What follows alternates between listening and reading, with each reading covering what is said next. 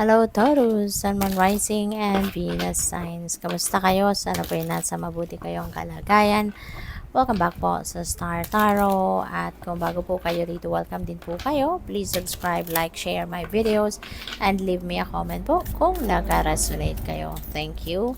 So, merong celebration, no? Merong social gatherings, family reunion ng magkakaibigan, magkakaklase, no? Po pwedeng magsasaya, no?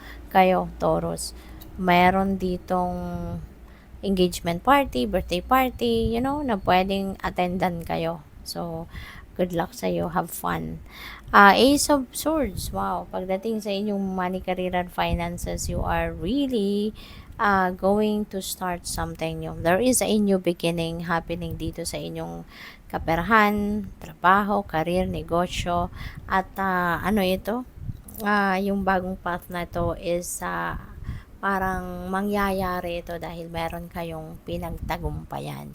Meron kayong sitwasyon dito na nahirapan kayo in the past, in that area of life, at magkakaroon kayo ngayon ng pagtatagumpay, no? Mahahanapan nyo ng solusyon, mahahanapan nyo na ng um, way out kung ano man ang obstacle dito na maaring na-experience ninyo. Kaya ngayon, you are going to start a new venture. No? Magkakaroon kayo rito ng pagsisimula ng bagong chapter in your life. Pagdating sa inyong relationships, we have 7 of Cups. Ayan. At ang 7 of Cups na to, maraming opportunities dito, no? Ang pupwedeng dumating sa inyo. Lalo-lalo na kung single pa po kayo, no? Taurus, baka maraming choices, baka maraming nanliligaw, maraming merong romantic interest sa inyo. Kaya po pwedeng baka masalawahan kayo dito.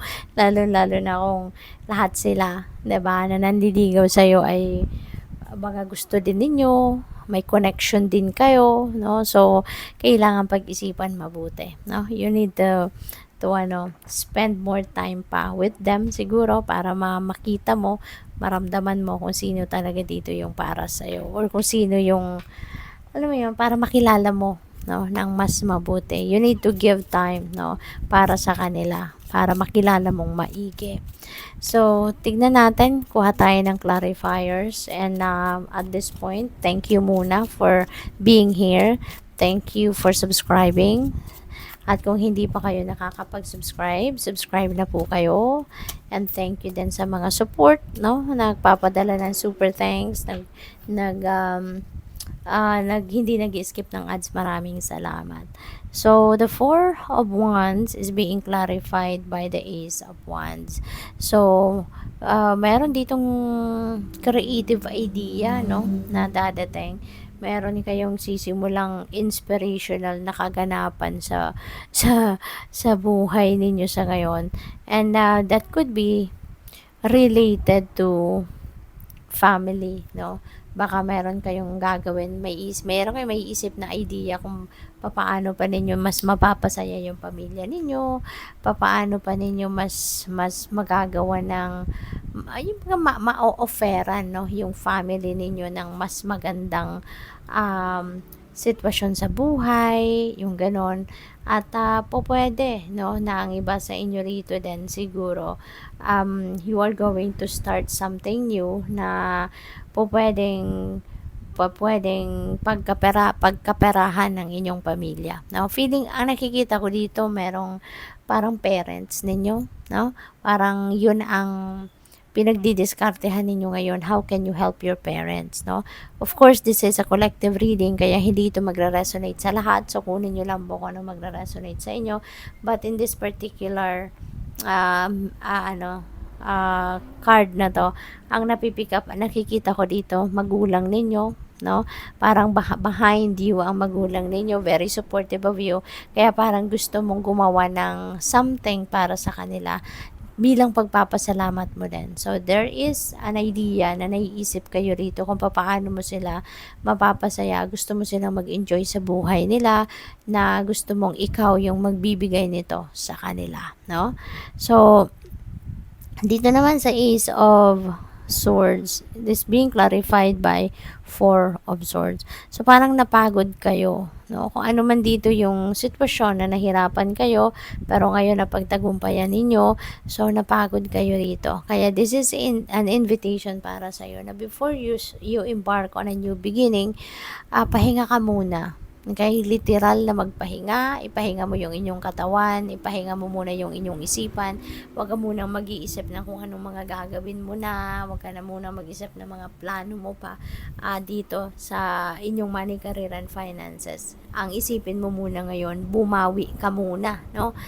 Bawiin mo muna yung lakas, yung strength na nawala sa'yo, yung stress muna, ipagpahinga mo muna yung inyong isipan, no? Dahil, syempre, kahit papano na-stress kayo sa kakaisip, pagdidiskarte, pagsusolve ng problema. So, ngayong na-solve mo na, ngayong napagtagumpayan mo na, ibalato mo muna sa sarili mo yung konting oras, no?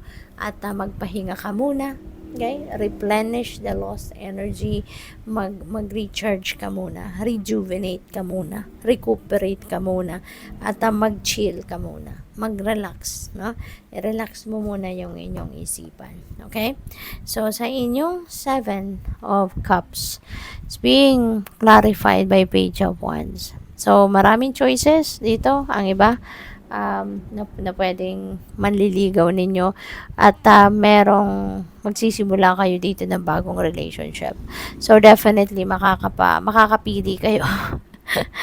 Nakaka-excite naman, no? Makakapili kayo dito, no?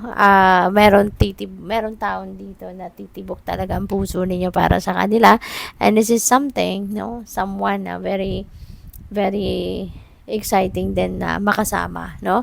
So, pwede na yung taong ito is also someone na very creative, no? Someone na very tawag dito, very talented, no? Yung ganon. So, parang magiging kayo rito, in sync with each other, no? So, good luck. Final message ni Taurus ay observer. Ayan. So, maging mapagmatsyag kayo sa ngayon. Ang iba sa inyo siguro, kailangan na parang muna, wala munang taking action. Kasi kailangan mo nga magpahinga muna, 'di ba? So, instead of taking action, pag-aralan mo muna ang inyong mga sitwasyon.